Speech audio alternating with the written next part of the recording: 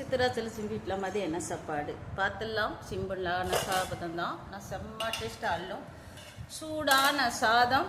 இந்த பக்கம் மிளகு தக்காளி கீரை உடம்புக்கு அவ்வளோ நல்லதுங்க. ஊற்றி சாப்பிட்றதுக்கு கெட்டியான தயிர் அப்படி ஒரு டேஸ்ட்டில் இருக்குங்க. அந்த வெயிலுக்கு தயிர் ஊற்றி சாப்பிடணுன்ட்டு இன்றைக்கி குழம்புலாம் வைக்கலை.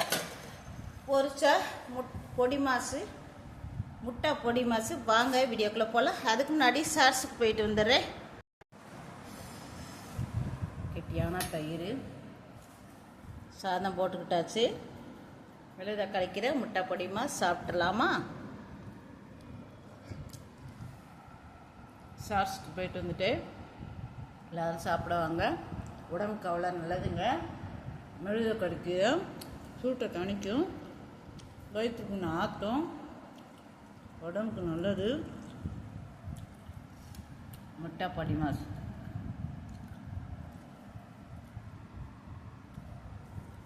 மெழுகுலாம் போட்டு முட்டை பொடி மாசு. ஆஹா, என்னடா அந்த தயிர் சோத்தை காமிச்சு ஒரு வீடியோ போகிறாளேன்னு நினைக்காதீங்க.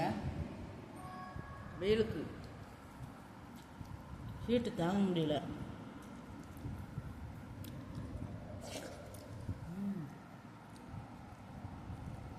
ஆஹா, தேனா இருக்கு.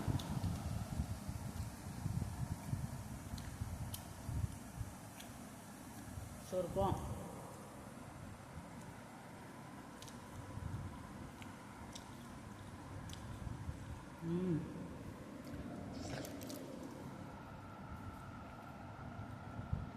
தேங்காய் பூ போட்டு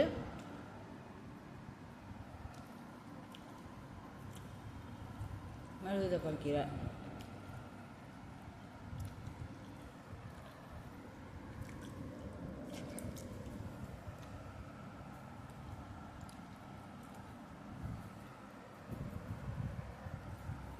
இந்த வெயிலுக்கு சூட்டு கொப்பளம்லாம் வரும். அப்படி இருக்கவங்க பாடி ரொம்ப ஹீட்டாக இருக்குங்க, அந்த கீரையை சாப்பிட்லாம். சும்மாவே சாப்பிட்லாம், வயிற்றுக்கு நல்லது.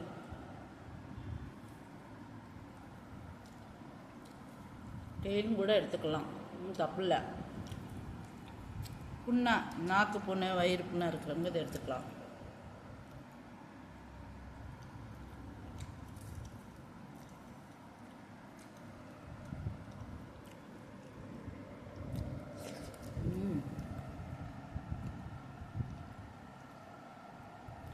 சொர்க்கம்.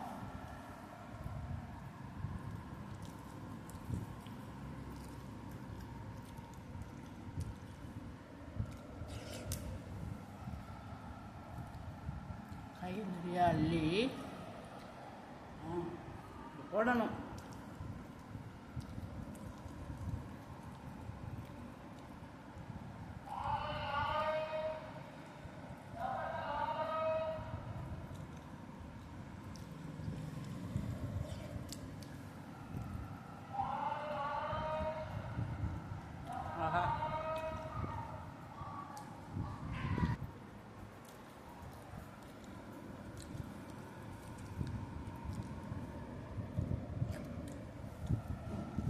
சொர்க்கம்.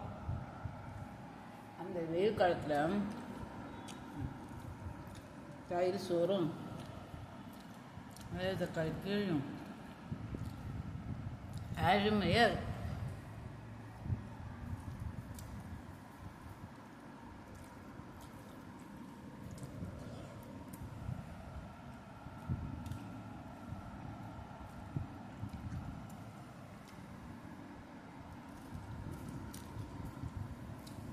வீடியோ லென்த்தாக போகுது. சித்திராச்சலட்சுமிக்கு subscribe, support, like, share, comments please support பண்ணுங்கள்.